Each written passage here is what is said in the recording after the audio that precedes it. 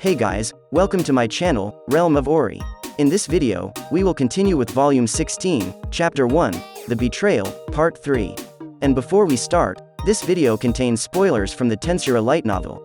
And by the way guys, please don't forget to subscribe to my channel and click on the bell icon to get notifications for upcoming videos.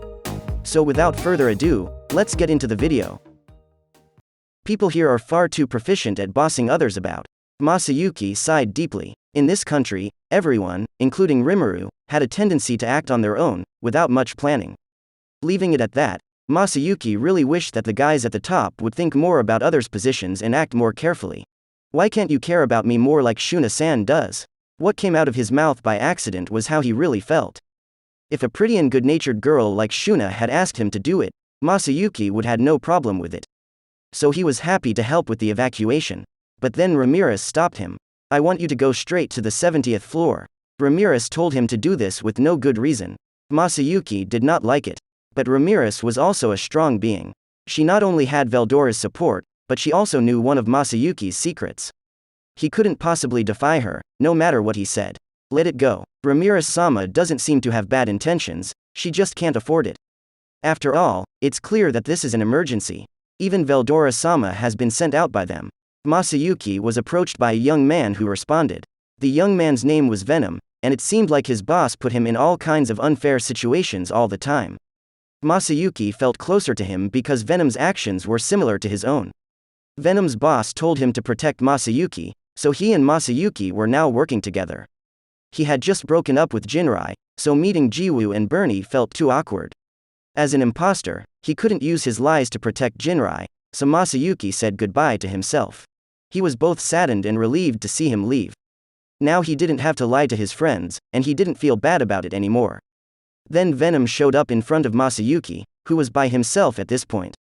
Venom knew Masayuki was not strong, so he was there to protect him, and even though he looked scary, he was willing to hear what Masayuki had to say. He also pledged to assist Masayuki in order to protect his reputation. This was also what Rimuru wanted, so Masayuki didn't hesitate to use it to his advantage. Now, they were good friends with each other. Listen, I know it's a big deal. If that's the case, why are they trying to isolate me, the hero, from the rest of the community? No, you're weak. You wouldn't be able to do anything if the enemy really attacked, right? Yes, I know, but that's wrong. The look of worry in everyone's eyes hurts my heart. Even if they didn't say it directly, Masayuki knew what the residents wanted. Please don't go. That's why Ramiris's order was making Masayuki angry. But it was a different story from Venom's point of view. If you wanted to know which side was safer, the 70th floor was better than the 100th. There were a lot of Imperial Army soldiers there, and the surmounters were also in the research facility on the 70th floor. Diablo had given Venom a mission, and that was the most important thing to him. He had to give his life to protect Masayuki. Well, it's good to have you around, but the evacuation has already been done to a certain extent, and the 100th floor is perfectly protected. So, I'm in trouble, right? Venom nodded. It looked like that was the case. Yes, you're right, but don't be afraid. Here I am. I'll do everything I can to keep you safe. Okay, I'll count on you then. Masayuki was kind of aware of what was going on with him. In this situation, the fact that he was moved to the front line showed that he had enemies who were after him. If it weren't for that, Ramiris wouldn't have put Masayuki, who had no fighting skills at all, in danger. Masayuki also had the Resurrection Bracelet, which would bring him back to life if he died in the Labyrinth. So, Ramiris had no reason not to use Masayuki as a distraction. That's it, I guess. Also, she probably did this because she didn't want to involve the other people who lived there. She also doesn't want them to find out you're weak, so it's best to just go along with it. You're right. I get that, but I have problems of my own as well. Jiwoo and Bernie were on the 70th floor.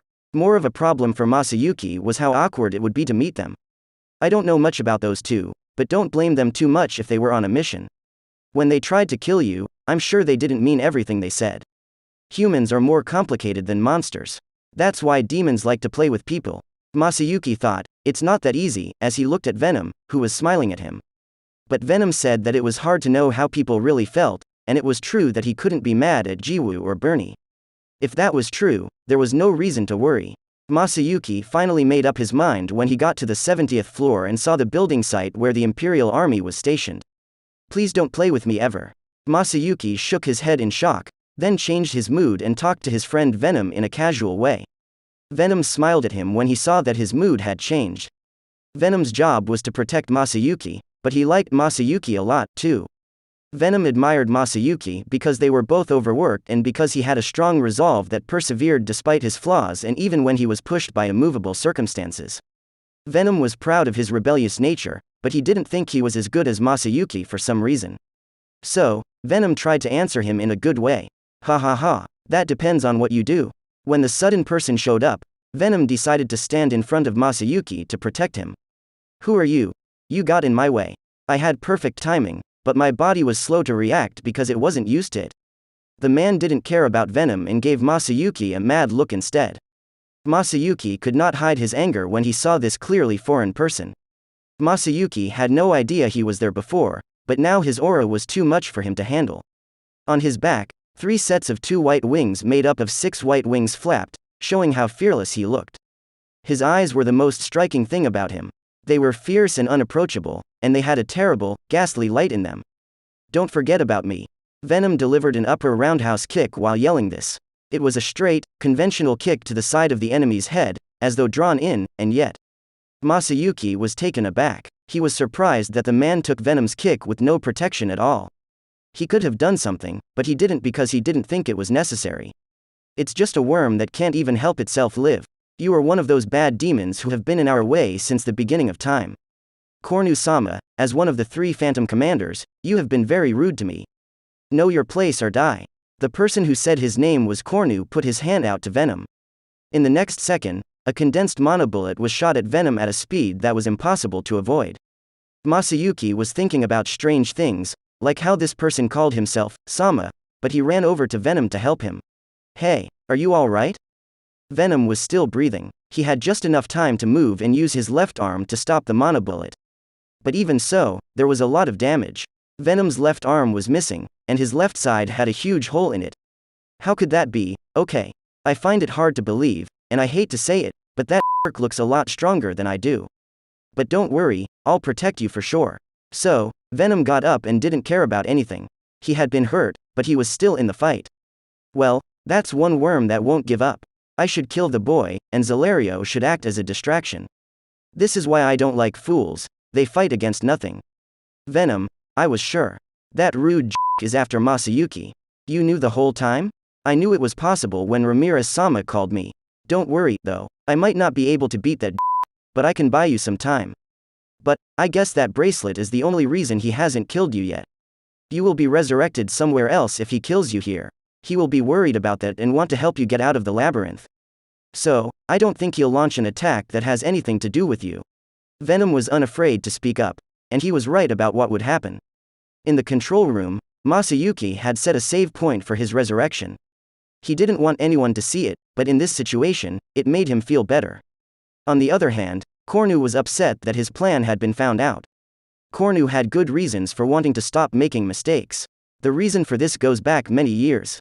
Cornu had failed when he was just one step away from being able to take over another world. It's not clear what happened, but the army he was leading was burned up by a fierce fire. So, even though Cornu was one of the 3 Phantom Commanders, he was left with no one to lead.